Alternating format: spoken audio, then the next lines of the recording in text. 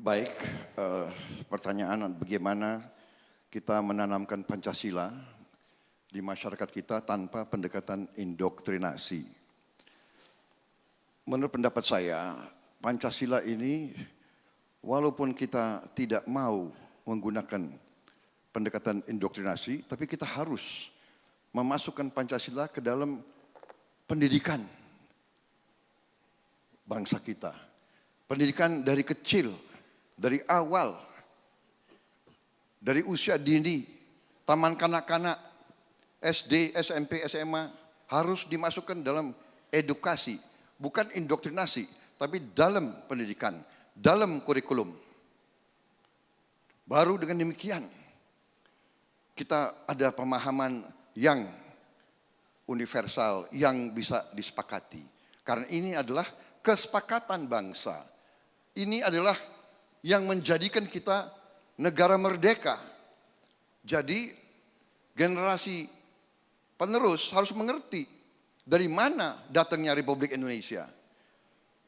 Walaupun tidak bersifat indoktrinasi, tapi harus bersifat edukatif, harus dimasukkan ke dalam program pendidikan.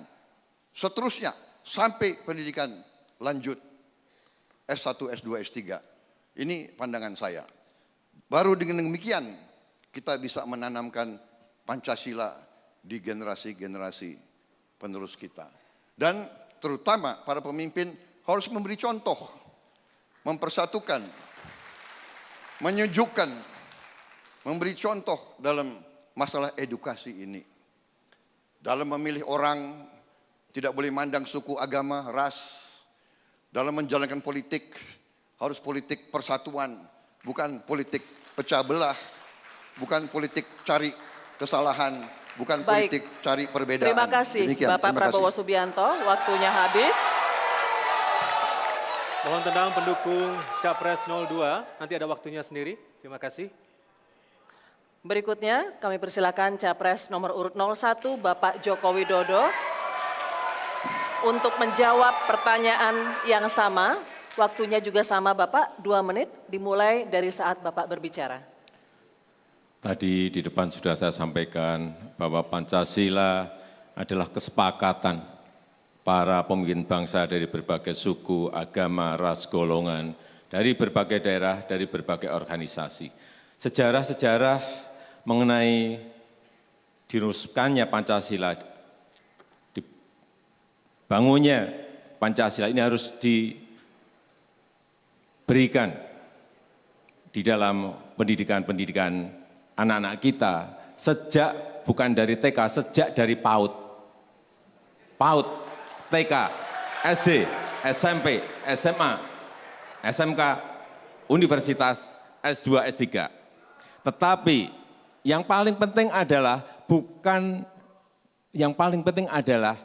bagaimana memberikan pendidikan Pancasila ini dalam kehidupan kita berbangsa dan bernegara. Anak-anak harus diberitahu bagaimana bertoleransi karena kita ini memiliki 714 suku. Anak-anak juga harus diberitahu bagaimana berkawan dengan saudara-saudara kita sebangsa dan setanah air yang memiliki lebih dari 1.100 bahasa daerah yang berbeda-beda. Anak-anak juga harus diberitahu bagaimana bertoleransi karena kita ini berbeda-beda agama. Kehidupan sehari-hari, dalam kehidupan sehari-hari seperti itulah sebetulnya yang ingin terus kita lakukan pendidikan-pendidikan. Dan kita telah membentuk Badan Pembinaan Ideologi Pancasila, tetapi ini harus kekinian, bukan indoktrinasi lagi, harus kekinian.